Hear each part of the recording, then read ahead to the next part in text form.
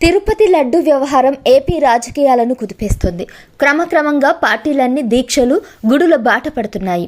YCP ప్రభుత్వం హయాంలో తిరుమల శ్రీవారి లడ్డూ తయారీలో కల్తీ నెయ్యి వాడారంటూ ప్రభుత్వం, సీఎం చంద్రబాబు నాయుడు, టీడీపీ కూటమి నేతలు ఓవైపు ఆరోపిస్తున్నారు. మరోవైపు వైసీపీ మాత్రం తమ హయాంలో ఎలాంటి తప్పు జరగలేదని చెప్తోంది. టీడీపీ ముందు నుంచి అనుసరిస్తున్న నెయ్యి నాణ్యత నిర్ధారణ పరీక్షల విధానాన్ని కొనసాగిస్తున్నట్లు చెప్తుంది. పరీక్షలో ఫెయిల్ అయిన నెయ్యి ట్యాంకర్లను సైతం 18 సార్లు వెనక్కి పంపామని ఆ పార్టీ వాదన. ఇదిలా ఉన్న సమయంలోనే తప్పును క్షమించు స్వామి అంటూ AP deputy CM Pawan Kalyan ప్రాయశ్చిత దీక్ష కూడా చేపట్టారు.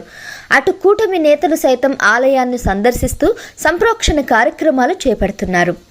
తిరుమల పవిత్రతపై చంద్రబాబు నాయుడు ప్రభుత్వం చేస్తున్న కుట్రపై మాజీ సీఎం వైఎస్ జగన్మోహన్ రెడ్డి రంగంలోకి దిగుతున్నారు.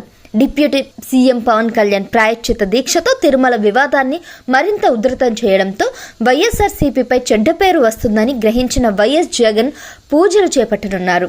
చంద్రబాబు చేసిన పాపాన్ని ప్రక్షాళన చేసేందుకు శనివారం రోజు పూజలు చేయాలని ఆయన నిర్ణయించుకున్నారు.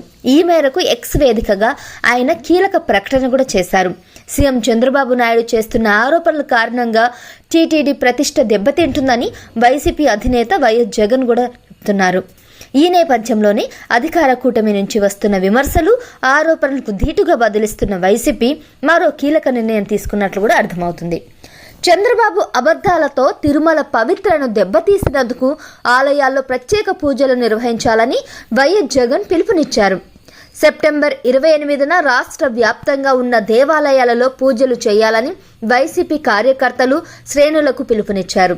తిరుమల పవిత్రతను, స్వామివారి ప్రసాదం విశిష్టతను, వెంకటేశ్వర స్వామి వైభవాన్ని, టీటీడీ పేరు ప్రఖ్యాతలను, వెంకటేశ్వర స్వామి ప్రసాదమైన లడ్డూ పవిత్రతను రాజకీయ దుర్బుద్ధితో కావాలని అబద్ధాలాడి జంతువుల కొవ్వుతో కల్తీ జరిగినట్టుగా ఆ కల్తీ ప్రసాదాన్ని భక్తులు తిన్నట్టుగా అసత్య ప్రచారంతో ముఖ్యమంత్రి హోదాలో ఉన్న చంద్రబాబు తిరుమలను, తిరుపల లడ్డూను, వెంకటేశ్వర స్వామి విశిష్టతను అపవిత్రం చేసినందుకు, చంద్రబాబు చేసిన ఈ పాపాన్ని ప్రక్షాళన చేసేందుకు రాష్ట్ర వ్యాప్తంగా ఆలయాల్లో సెప్టెంబర్ 28వ తారీఖున అంటే శనివారం రోజున పూజల్లో పాల్గొనాలని వైఎస్ జగన్మోహన్ రెడ్డి పిలుపునిచ్చారు.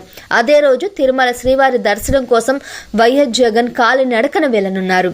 తిరుమల పవిత్రతపై ఆంధ్రప్రదేశ్లో తీవ్ర రాజకీయ రచ్చ నడుస్తుంది. ఈ వ్యవహారంపై TDP, BJP, Janasena versus YSRCP మధ్య తీవ్ర విమర్శలు కొనసాగుతున్నాయి.